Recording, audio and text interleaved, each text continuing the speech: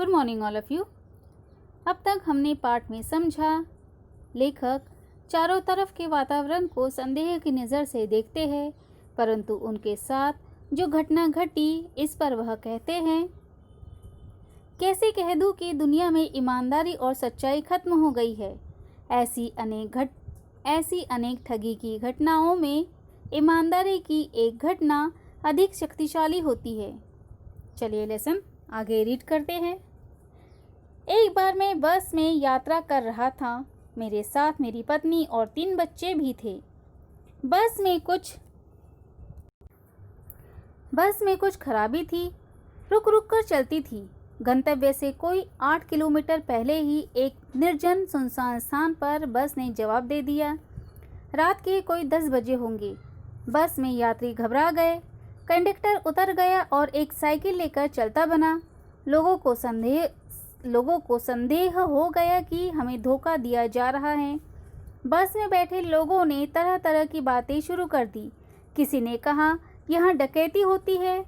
2 दिन पहले इसी तरह एक बस को लूटा गया था। परिवार सहित अकेला मैं था। बच्चे पानी पानी चिल्ला रहे थे। पानी का कहीं ठिकाना न था।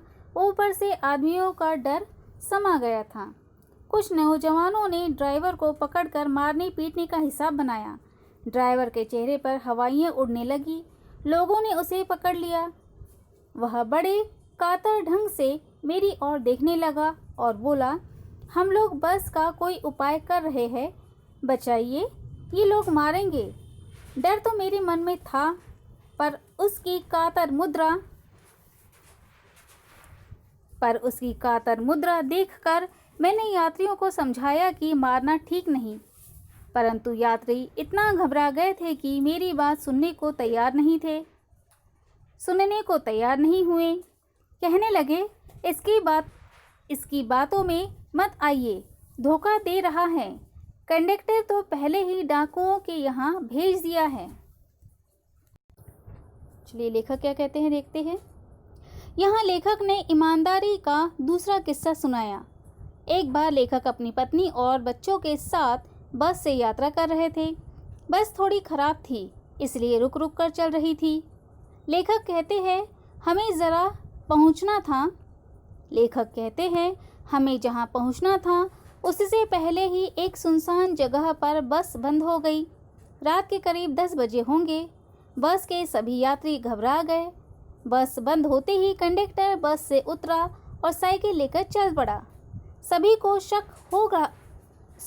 शक हो गया था कि हमें धोखा दिया जा रहा है। अब तो बस में बैठे यात्रियों ने भी तरह तरह की बातें करना शुरू कर दिया। किसी ने कहा, 2 दिन पहले ही ऐसी ही एक बस को लूट लिया गया है।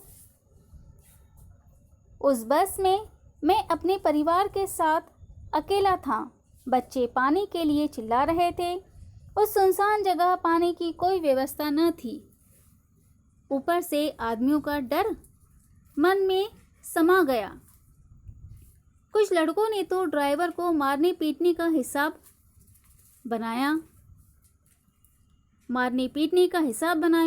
लोगों ने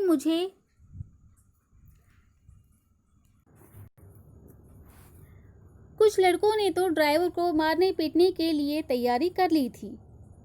मारने पीटने का हिसाब बनाया था। लोगों ने उसे पकड़ लिया। जब लोगों ने उसे पकड़ा तो वह दया के भाव से मेरी तरफ देखने लगा और बोला, हम बस का इंतज़ाम कर रहे हैं, बचाइए, नहीं तो यह लोग मुझे मारेंगे।